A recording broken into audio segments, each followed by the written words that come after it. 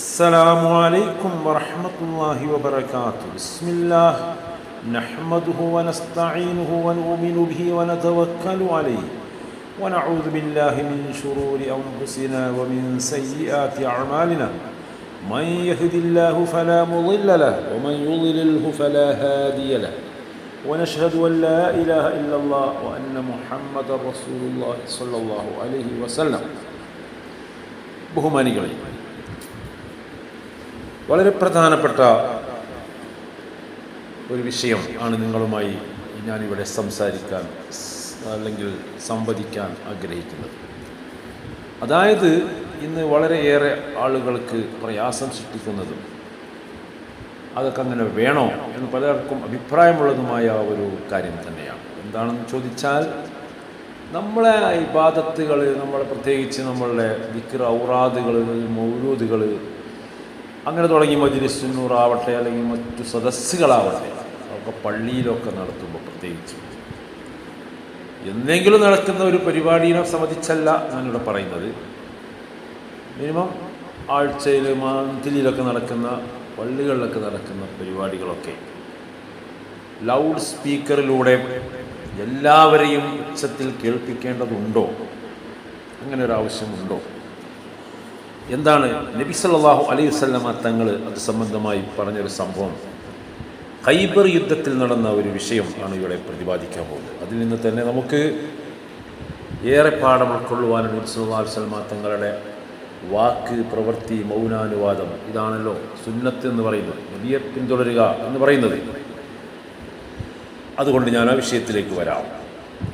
അശകാൽ ചിറമേലിലെ പൊന്മുടിയും വടിവുറ്റ നടും കുട ചൂടി അയമേൽ അവർ ചായ് വരും തിണ്ടത്തയ്യക തിന്തി മൃതം കളികള താളമിൽ നടവായി ബഹുപാളയും തുടർവായി കടലോലുമക്കുകമായി വടുവരെ ആദി നബി തോളർന്ന നർത്തമിൽ ചിത്തമിൽ മെത്തജബായി.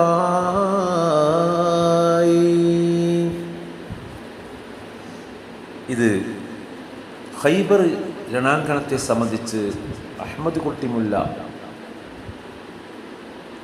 എന്ന് പറയുന്ന മഹാനവറുകൾ രചിച്ച കൃതിയാണ്. അതിലെ ഗാനമാണ് ഞാനിവിടെ പാടിയത്. ഇവിടെ നബിയും സ്വഹാബത്തും ഖൈബറിൽ ഇറങ്ങിക്കഴിഞ്ഞിരിക്കുകയാണ്. അതുപോലെ തന്നെ ഖൈബറിൽ നിലവിലുള്ളതായ ജൂതരും അഥവാ മുറഹിബും 4 മിനിസ്റ്റേഴ്സും അവൻ്റെ മറ്റു ആർമി ഉദ്യോഗസ്ഥന്മാരും നേതാക്കന്മാരും ഒരു ഭാഗത്ത്, അവരും അവരുടെ പ്രത്യേകിച്ച് നബി സല്ലല്ലാഹു അലൈഹി വസല്ലം തങ്ങളെയും സ്വഹാബത്തിനെയും ഇങ്ങോട്ട് യുദ്ധത്തിന് വാശിയോടെ ക്ഷണിച്ചു വരുത്തിയതാണ്. അതൊക്കെ വലിയൊരു സംഭവമാണ്. നമുക്കിങ്ങനെ 2-3-10 മിനിറ്റിൽ പറയുന്ന ഒരു സംഭവമല്ല. ഞാൻ പറഞ്ഞു ചുരുക്കം, അങ്ങനെയാണ് അവർ ഖൈബറിൽ എത്തിയിരിക്കുന്നത്, നബിയും സ്വഹാബത്തും. അതിലെത്തേണ്ട സാഹചര്യമൊക്കെ നമുക്ക് പിന്നെ പറയാം. അപ്പോൾ ഇവരിവിടെ ഇപ്പം എന്താ ചെയ്യുന്നത്? വലിയ ആവേശത്തിൽ വളരെ ഒച്ചയോടുകൂടെ അവർ ശബ്ദമുഖരിതമാക്കി കൊട്ടും വിളിയും ചൂളവും ചാട്ടും കളിയും ഡാൻസും കൂത്തും അങ്ങനെ പല രീതിയിൽ അവരുടെ പുളകിതരായി നബിയെയും സ്വഹാബത്തിനെയും ആക്ഷേപിച്ചുകൊണ്ടും ഒക്കെ അവർ പാട്ടും പാടി പുളകം കൊള്ളുകയാണ് വളരെ ഉച്ചത്തിൽ. ഈ കാഴ്ച കണ്ടുകൊണ്ടാണ് നബിയും സ്വഹാബത്തും അവിടെ എത്തിച്ചേരുന്നത്. അപ്പോൾ നബി സല്ലല്ലാഹു അലൈഹി വസല്ലമയുടെ അനുയായികൾ ഇത് കണ്ടപ്പോൾ അവരെന്ത് ചെയ്തു? ഇശലാൽ തക്ബീറുകളും തഹ്ലീലുകളും മഹകൂറ്റിലുയർത്തി എല്ലാരും ചൊല്ലതിനാൽ നബി പൊൻപവിള പമിയാൽ അമരസുവാത്തതിത്തരമാൽ റഫ് ആലൊരുത്തൊരുമേ ചൊലവേണ്ട കത്തനവൻ സതതമേറ്റം അടുത്തവനും ഉമകൂടയുമുള്ളവനാ.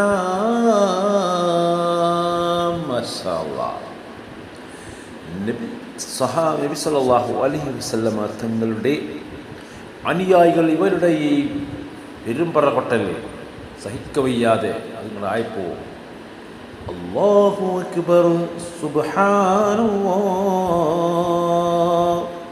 ലാ ഇലാഹ ഇല്ലല്ലാഹ്, അസ്തഗ്ഫിറുല്ലാഹ്. അഗ്രദിക്റുകൾ, തസ്ബീഹുകൾ, തഹ്ലീലുകൾ, തക്ബീറുകൾ, തഹ്മീദുകൾ, അങ്ങനെ സ്വഹാബ വളരെ ഉച്ചത്തിൽ ഇങ്ങനെ ചൊല്ലി ആവേശം കൊള്ളിക്കുകയാണ്. ആവേശമുണ്ട്. എന്നാൽ ഇത് കേട്ട നബി സല്ലല്ലാഹു അലൈഹി വസല്ലമ തങ്ങൾ എന്താണ് പറഞ്ഞതെന്നറിയുമോ? അതാണ് നമ്മുടെ വിഷയം. അതാണ് ഞാൻ ഈ ക്ലിപ്പിലൂടെ നിങ്ങളുമായി സംവദിക്കാൻ ഉദ്ദേശിക്കുന്ന വിഷയം. അതാണ് എന്താണത്? നബി സല്ലല്ലാഹു അലൈഹി വസല്ലമ തങ്ങൾ പറഞ്ഞു, എല്ലാവരും ചൊല്ലിനാൽ നബി പൊൻപവിള ഫമിയാൽ, ആ മനോഹരമായ ചുണ്ടുകൊണ്ട്, സ്വർണ്ണച്ചുണ്ടെന്ന് പറയുന്നത്, ആ സ്വർണ്ണച്ചുണ്ട് കൊണ്ട് നബി സല്ലല്ലാഹു അലൈഹി വസല്ലമ തങ്ങൾ മൊഴിഞ്ഞു. എന്ത്? അമറസുവാത്തതിത്തരമാൽ, ഇത്ര വലിയ ശബ്ദം റഫ് ആലൊരുത്തരുമേ ഉയർത്തേണ്ടതില്ല, ചൊല്ലവേണ്ട കത്തനവൻ, അങ്ങനെ ചൊല്ലേണ്ടതില്ല. കാരണം നമ്മൾ വിളിക്കുന്ന റബ്ബ് സതതമേ ഏറ്റവും അടുത്തവനും ഉമൈ കൂടെയും ഉള്ളവനാ. നമ്മുടെ റബ്ബുണ്ടല്ലോ, ആ റബ്ബ് ഖരീബും മുജീബ്, വളരെ അടുത്തവനും ഉത്തരം ചെയ്യുന്നവനുമാണ്. നിങ്ങൾ ഇത്ര ചെറിയ ശബ്ദത്തിൽ പറഞ്ഞാലും കേൾക്കുന്നവനാണ്. അതുകൊണ്ട് എൻ്റെ അനുയായികളെ, നിങ്ങൾ ആരും തന്നെ അവർ കാട്ടിക്കൂട്ടുന്നത് പോലെ ശബ്ദമുഖരിതമായ വലിയ ഒരു ആവേശം അതുകൊണ്ട് ഉണ്ടാക്കേണ്ടതില്ല. വളരെ സൈലൻ്റായി, അതിൽ മിതമായ രീതി ആണ് നമ്മൾ നമ്മുടെ തക്ബീറുകളും തഹ്ലീലുകളും തസ്ബീഹുകളും ഒക്കെ നിർവഹിക്കേണ്ടതെന്ന് നബി സല്ലല്ലാഹു അലൈഹി വസല്ലം പറഞ്ഞത് അവിടേക്ക് മാത്രമാണോ? അല്ല, അത് എല്ലാ സ്ഥലത്തേക്കും ബാധകമാണ്. അത് വെച്ചുകൊണ്ട് നമുക്കിവിടെ പറയാൻ കഴിയും. നമ്മുടെ നേതൃത്വമൊക്കെ അങ്ങനെ തന്നെയാണ് പറയുന്നത്. മഹാനായിരിക്കുന്ന ഹൈദർ അലി ശിഹാബ് തങ്ങൾ മുമ്പ് ഈ ആശയം നമ്മുടെ സമൂഹത്തോട്, മുസ്ലിം സമൂഹത്തോട് പറയുകയുണ്ടായി. അതെല്ലാവരും ഉൾക്കൊള്ളണം. അതാണ് എനിക്ക് പറയുവാനുള്ളത് പ്രിയപ്പെട്ടവർ. അതാണ് ഈ ചരിത്രം നമ്മെ ഉത്ബോധിപ്പിക്കുന്നത്. അഥവാ ഒരു മിതമായ രീതിയിൽ ശബ്ദത്തിൽ നമ്മുടെ ആ സദസ്സിൽ ഒതുങ്ങുന്ന രീതിയിൽ അങ്ങനെയുള്ള പ്രോഗ്രാമുകളൊക്കെ എപ്പോഴെപ്പോഴും നടക്കുന്ന ഡെയിലി പ്രോഗ്രാമുകളൊക്കെ പുറത്തേക്ക് ശബ്ദം കേൾപ്പിക്കേണ്ട ആവശ്യമില്ല. കാരണം അതുകൊണ്ടൊക്കെ പല പ്രയാസങ്ങളും പലർക്കും ഉണ്ടാക്കുന്നുണ്ടാവാം. അത് നമ്മുടെ ദീനിൻ്റെ ഒരു ഇതല്ല എന്നാണ് ഇതിൽ നമ്മൾക്ക് മനസ്സിലാക്കേണ്ടത്. ഞാൻ ചുരുക്കി പറയുക, നബി സല്ലല്ലാഹു അലൈഹി വസല്ലം തങ്ങൾ സ്വഹാബത്തിനോട് അങ്ങനെ പറഞ്ഞപ്പോൾ അവരത് അനുസരിക്കുകയാണ് ചെയ്തത്. ആ ഒരു സംഭവമാണ് ഞാനിവിടെ ഈ ക്ലിപ്പിലൂടെ നിങ്ങളെ ഉണർത്താൻ ഉദ്ദേശിച്ചത്. നിങ്ങൾക്ക് അഭിപ്രായങ്ങളൊക്കെ പറയാം. അള്ളാഹു നമ്മുടെ എല്ലാ മുറാദുകളും ഹസ്സലാക്കി തരുമാറാവട്ടെ. നിങ്ങൾ പറയുന്നതും പ്രവർത്തിക്കുന്നതും ദുആയും ഒക്കെ അള്ളാഹു ഖബൂൽ ചെയ്യുമാറാവട്ടെ. റബ്ബനാ ആതിനാ ഫിദ്ദുനിയ ഹസന വഫിൽ ആഖിറതി ഹസനതൻ വഖിനാ അദാബന്നാർ. വസല്ലല്ലാഹു തആല വസല്ലമ അലാ ഖൈരി ഖൽഖിഹി സയ്യിദിനാ മുഹമ്മദിൻ വആലിഹി വസഹ്ബിഹി അജ്മഈൻ.